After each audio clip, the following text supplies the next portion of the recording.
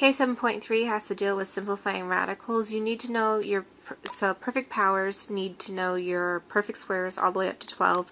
So 1 squared being 1, 12 squared being 144.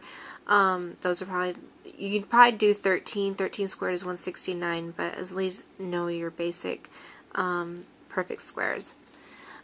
We have perfect squares here. Everything that is an even can be written as a perfect square. So x squared becomes x squared. X to the 4th power is x to the 2nd power raised to the 2nd power. Okay, so again, we can rewrite this as a product. Same thing as x to the 6th can be written as x to the 3rd raised to the 2nd power. And those are your perfect squares, and they can go on x to the 8th, so on and so forth. Okay. Perfect cubes, so anything that is a multiple of 3's can be changed into a perfect cube. So x cubed is x cubed, x to the 6th is x to the 2nd raised to the 3rd power. So that means that x squared times x squared times x squared would give us x to the 6th, and that's a perfect cube. X to the 9th, same thing, x to the 3rd power raised to the 3rd power, so we would get x to the 9th that way. Now to review, as we learned in the previous sections, if we have the square root of x to the 6th, that really becomes x to the 6th divided by 2, which becomes x to the 3rd. So anytime that you're dealing with a square root of a base with an even exponent, all you have to do is divide it by 2. So if I gave you x, the square root of x to the 12th, then you can automatically just say that's x to the 6th power, because we would just divide this by 2 and get 6. Okay, here we have the product rule. The product rule says that if you have a radicand that can be written as a product of two numbers, that you can break them up into their own separate radicals or radicands. Okay, so when we're going to be doing this, we're going to be simplifying radicals. So these are the steps for doing that. So step 1 is to write the radicand as a product, so using the product rule right here. And then use the product rule to write them as two separate radicands, and then simplify. For example, the square root of 20 can be written as the square root of 4 times 5. I can then break these up as the square root of 4 times the square root of 5. The square root of 4 is 2, and the square root of 5 is not a perfect square, so therefore the square root of 5 has to stay inside. So this is how we're going to go through and simplify radicals. Okay, here we have the cube root of 40. As in the example before, we did the square root of 4 times the square root of 5. For 20, you want to try to use things that are perfect squares. So in this example, we're doing cubes, so you want to try to break this down using perfect cubes. You would not want to start with 4 times 10 or 2 times 20. You would try to use a perfect cube that you know of. We do know one, and that would be 8. So we can rewrite 40 as 8 times 5, because again, we know 8 is a perfect cube. We can then split this up into its own separate radicals. So the cube root of 8 times the cube root of 5. We know the cube root of 8 is 2, so the 2 comes out, and the cube root of 5 has to stay inside because, again, it's not a perfect cube. Okay. So for example, here we have the square root of x to the 7th. We need to rewrite this so that we have a even exponent. So remember, square root of 2. If we have a square root, we want an even exponent. So I can rewrite that as the square root of 6 times the square root of, or the square root of 6 times x. One more time, sorry. The square root of x to the 6th times x, because again, we would add the exponents. 6 and 1 makes 7. I can split them up into their own separate radicals. So therefore, the square root of 6, we would just divide this by 2, and we would get x to the 3rd power. Okay, sorry about that. It kind of looks like they're right next to each other. So one bad thing about writing these by hand, sometimes the exponents and the index numbers or the roots get combined. So that's be x to the 3rd power times the square root of x. Now, we do not need dots or multiplication symbols in between. It's understood that these are being held together by multiplication. So again, no multiplication symbols in between the two here or here. Okay. Here we have x to the third, or x to the 14th being raised to the third root. So again, we want to break this down somehow using something that is divisible by 3. Remember, the index is going to divide the exponent. So the thing that is closest to 14 that is divisible by 3 is 12. So I can rewrite this as x to the 12th times x to the second. Okay. We can then rewrite them into their own separate radicals. So x to the 12th is being raised to the third power, x to the second is being raised to the third power, or to the third root. So therefore we would just divide these right here. So that becomes x to the 4th, and because this cannot be divided evenly, it has to stay inside the radical. Couple more examples. The square root of 75, we can rewrite that as 25 times 3.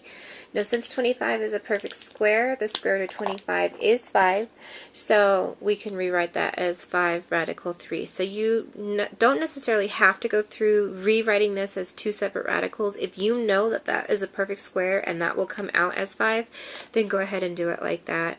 You don't have to rewrite this as the square root of 25 times the square root of 3 if you don't want to. Okay, so we have the cube root of 108. Now, cube root of 108, we don't know if that's a perfect cube or not. And 108 is kind of a bigger number, so we will have to break that down. So 108 breaks down to 2 times 54. 54 breaks down to 2 times 23. Now, if you want to do all your work right here on the factor tree, go right ahead. We know that the cube root of 27 is 3, so 3 comes out. These are not a perfect cube. In order for them to be a perfect cube, there would have to be one more 2 there. So again, cube meaning a set. If those who play poker, a set is 3 of a kind. So we need 3 of a kind in order for it to be a perfect cube. So this is not going to be a perfect cube. This is going to stay under the radical as 4. So therefore we have 3 radical 4 being raised to the third power. So that would be your final answer. But for those who don't want to work on the factor tree, you can rewrite that as the cube root of 27 times 4. Cube root of 27 is 3, and then the 4 needs to stay inside the radical. Okay, now look at the variables. We have x to the 11th being raised to the square root. So we can rewrite the x to the 11th as x to the 10 times 1 because we have a perfect square here of x to the 10, and we just divide by 2, we get x to the 5th.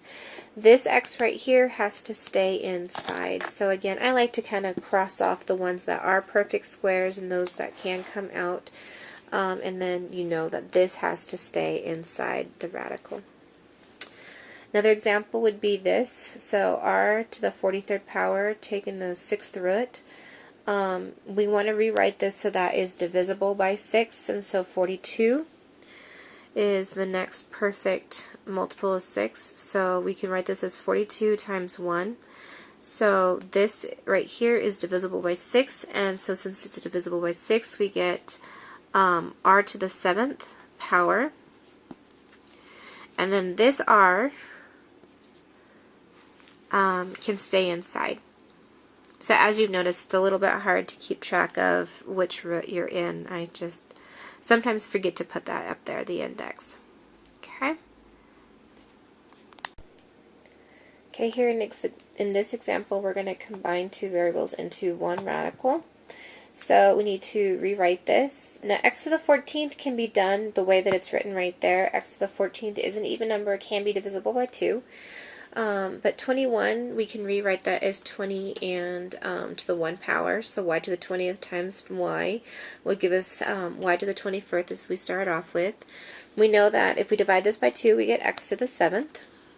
If we divide y to the 20th by 2, we get y to the 10th.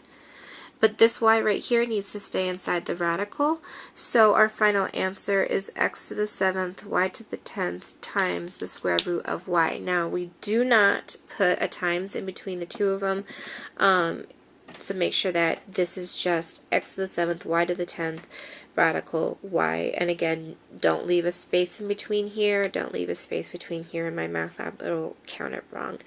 Now, if you don't like doing all of this right here, and you kind of just like working off here, I kind of just like doing it right here, so I know that's going to be x to the 7th.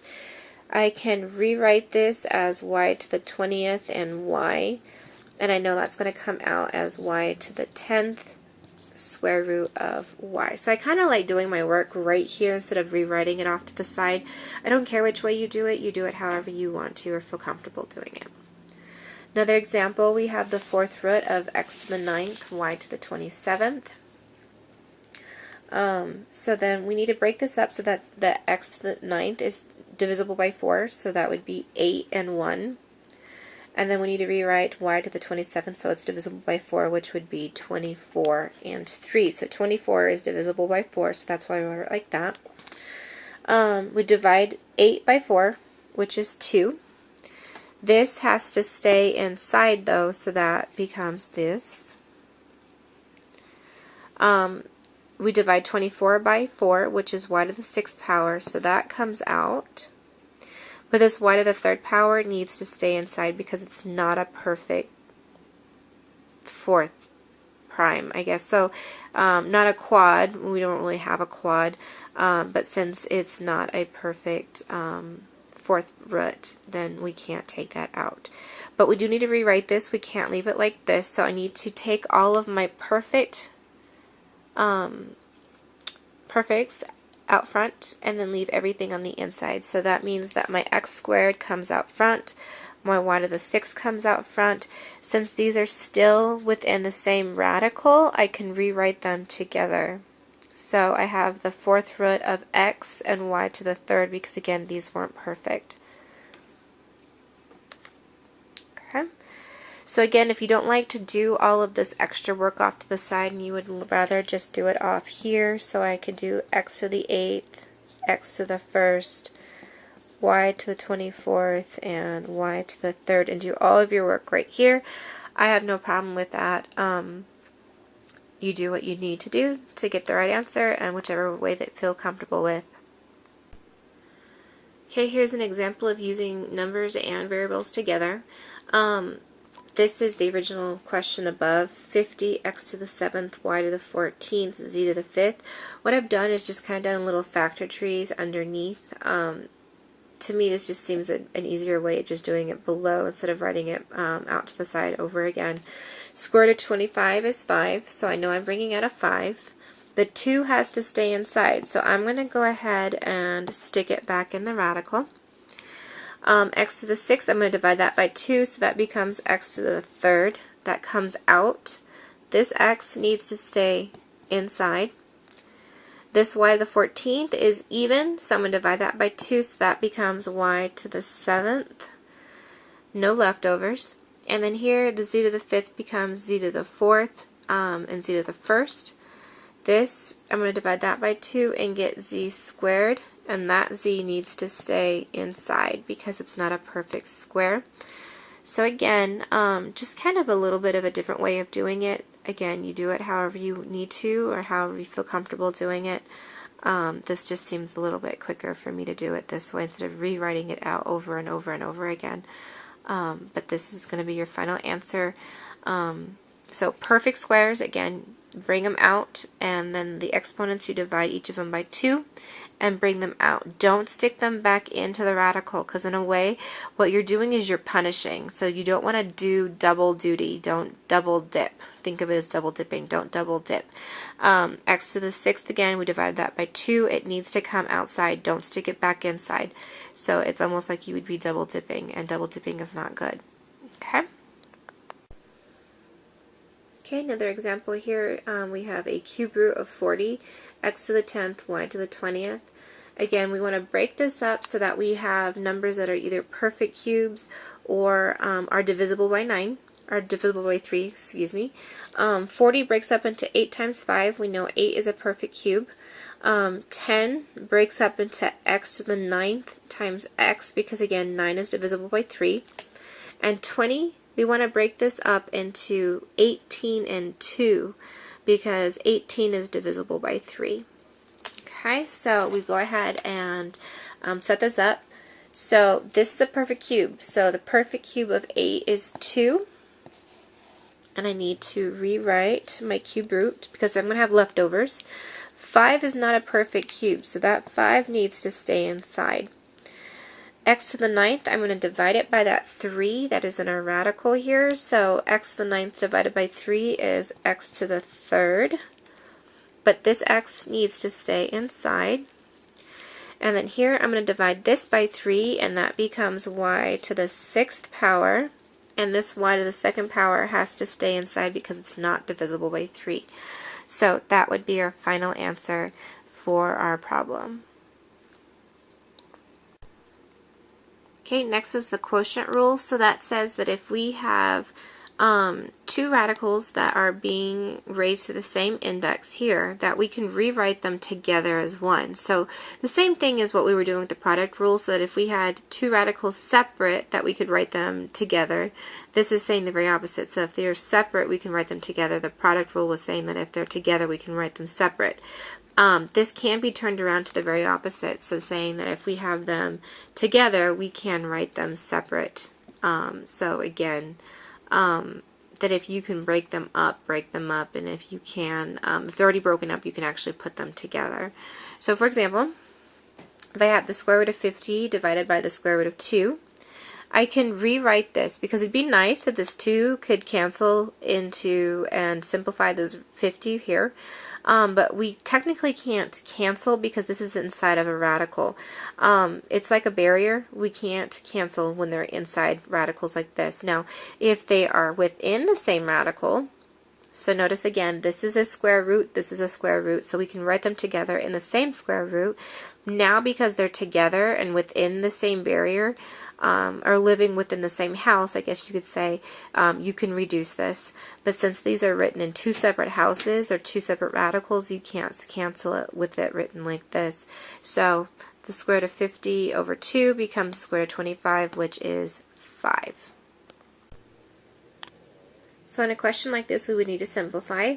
Now notice that both the numerator and denominator have like terms, so each of them have an x and each of them have a y. So it'd be really nice if we could write this as one radical so that we can simplify this. And so we rewrite it together into one radical. Now notice here we have x to the 5th divided by x to the 2nd, which becomes x to the 3rd. But because this is a negative 4, we need to rewrite that with that coming up to the numerator. So I moved it up to the numerator. So we have x to the 3rd, y to the 8th times y to the 4th. And this right here can simplify to y to the 12th. So I rewrite it as such. Okay? Because each of these are divisible by 3, that is awesome for us because we have no leftovers, so nothing needs to stay inside the radical. So if I divide 3 by 3, I get x to the 1 power. And if I divide 12 by 3, I get y to the 4th power. There are no leftovers, nothing is left inside the radical, so this is your final answer. Now for some of those that look like this, we have the square root of 169 divided by 49. Both of those are perfect squares. It'd be nice if they each had their own radical, so therefore we can break them up into their own separate radical. So we have the square root of 169 divided by the square root of 49, which would be 13 over 7. So two examples of how we would use the quotient rule. Here they were separate, we put them together because they had like terms. Here they're together, they have no like terms, so we would need to split them up into their own separate radicals to simplify that. Okay, another example is simplifying radicals. So here we see that we do have a common like terms here, the m's and the n's, so we need to simplify those. 27 and 64 have nothing in common, so we can't really do anything with those. So we do get m to the 6th and n to the 15th. So remember, we've got 7 on top, 1 in the denominator, they cancel, we get 6 in the numerator, 2 in the numerator, 17 in the denominator, they cancel, and we get 15 in the denominator. So this is about as far as we can go with this one right here with the canceling and the simplifying, but we now can break this into their own separate radicals. So we have the cube root of 27 m to the 6th divided by the cube root of 64 n to the 15th. 27 is a perfect cube, that would be 3. And then since this is to the 6th power, we would just divide this by 3 and get 2. 64 is a perfect cube. That would be 4. So we get the 4 there. And then n to the 15th is divisible by 3, and that would give us 5. So that is our final answer right here. 3m squared divided by 4n to the 5th. Okay, just a little word of caution when you're simplifying radicals. Make sure that, again, you are only allowed, this will not cancel. You do not cancel a whole number 2 with the square root of 2. Square root of 2 is like 1 point something. The 1 point something is not the same thing as 2. Remember, whole numbers with whole numbers, you can simplify this to get 2 radical 2, but please do not cancel radicals with whole numbers. They do not work. Okay, so same thing like with this right here. If I have the square root of 3 divided by 3, this is it. This is simplified. This is your final answer. Do not, I repeat, do not cancel this because, again, whole number 3 is not the same thing as the square root of 3. Okay?